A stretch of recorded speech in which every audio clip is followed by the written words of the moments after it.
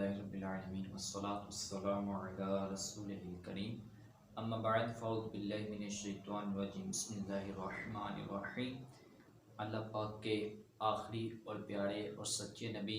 حضرت محمد عربی صلی اللہ تعالی علیہ وسلم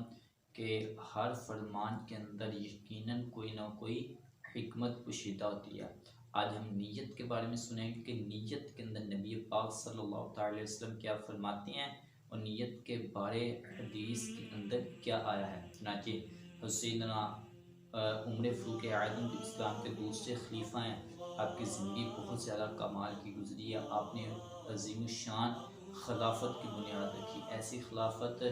جس کو ذرے ذرے تک پہنچا دیا، جس کو صحابہ کرام سیدنا عمر فاروق اعظم کے امیر بننے کے بعد خلافت کو مدینہ پاک سے نکال کر پوری دنیا کے ریزے ریزے ذرے ذرے پر پہنچا دیا۔ وہ ایسی خلافت تھی کہ جس کے اندر صحابہ کرام نے مدینہ شریف سے ہجرت فرمائی اور دین اسلام کی خاطر، دین اسلام کے لیے اپنی تبلیغ کرنے کے لیے مدینہ شریف سے رخصت ہوئے، دوسرے ممالک میں دوسرے علاقوں میں گئے، وہاں پر جا کے دین اسلام کی اشاعت کی۔ حضرت عمر فاروق اعظم جو اسلام کے دوسرے خلیفہ ہیں، یہ فرماتے ہیں کہ انہوں نے کہا کہ رسول اللہ صلی اللہ علیہ وسلم نے فرمایا، کیا انہوں نے فرمایا کہ تمام اعمال کا ثواب نیتوں سے ہے اور ہر آدمی کے لیے وہی ہے جو اس نے نیت کی۔ جس شخص نے ہجرت کی اللہ اور اس کے رسول کی طرف ہو تو اس کی ہجرت اللہ اور اس کے رسول کی طرف ہی ہے، اور جس نے ہجرت کی کسی عورت کی طرف یہ کہ اس کے ساتھ نکاح کرے تو اس کی ہجرت اسی عورت کی طرف ہے، اس ہجرت کا اسے ثواب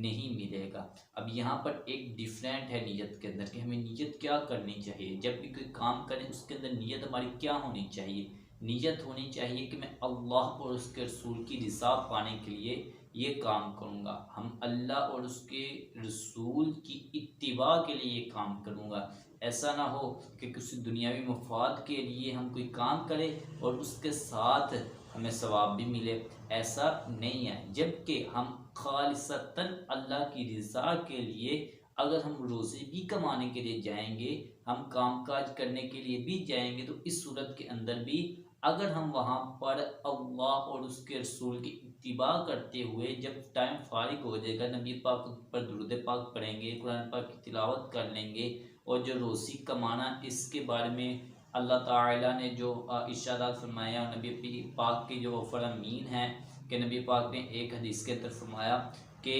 حلال اور طیب روزی کمانا یہ بھی صدقہ ہے، اور اپنے گھر والوں پر اس کا تصرف کرنا یہ بھی ایک صدقہ ہے۔ ان صدقے کی فضیلت پانے کے لیے جو حدیث پاک کے اندر جو روزی کمانے کے فضائل آئے ہیں، ان کو پانے کے لیے اگر ہم روزی کمائیں گے، اور نبی پاک نے جس طرح ارشاد فرمایا کہ بندہ روزی کمانے کے لیے جائے تو جھوٹ نہ بولے، کہ جھوٹ بولنے کے ساتھ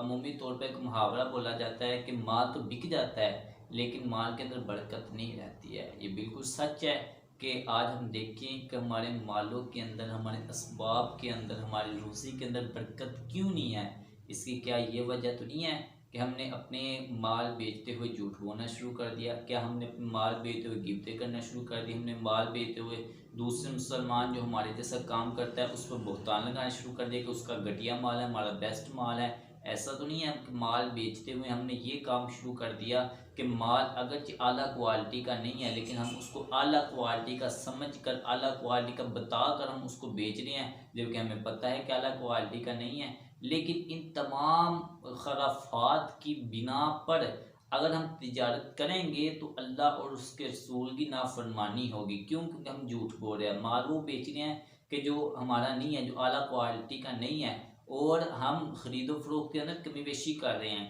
تو اس صورت کے اندر اگر اب یہ بتا رہے گاہک کو کہ یہ اتنے کا مجھے پڑا ہے اور میں نے اتنے کا ہی بیچنا ہے، تو یہ صورت جائز ہو سکتی ہے روزی کمانے کی۔ لیکن ہم اپنے مالوں کے اندر، ہم اپنی روزی کے اندر برکت نہیں پا رہے، اس کی ایک وجہ یہ بھی ہے کہ ہم اپنے کاروبار کے اندر جھوٹ کو بہت زیادہ ملوث کر رہے ہیں، ملوث پا رہے ہیں۔ ہمیں چاہیے کہ ہم اپنے کاروبار کی حفاظت کریں اور اللہ اور اس کے رسول کے لیے خالصتاً اپنی نیت کو رکھیں، اور والدین کے لیے بھی اس مال میں سے کچھ بچا کر رکھیں، اپنے بیوی بچوں کے لیے بھی بچا کر رکھیں اور اپنی اولاد کے لیے بھی بچا کر رکھیں، اور اس کو اللہ تعالیٰ اور اس کے رسول کی راہ میں کچھ نہ کچھ خرچ بھی کیا کریں۔ انشاءاللہ اس کی برکتیں بھی ہوگی اور ہمارے رزق میں بھی برکت ہوگی۔ اللہ پاک ہم سب کو عمل کرنے کی توفیق عطا فرمائے، آمین بجاہ نبی الامین صلی اللہ تعالی علیہ وآلہ وبارک وسلم۔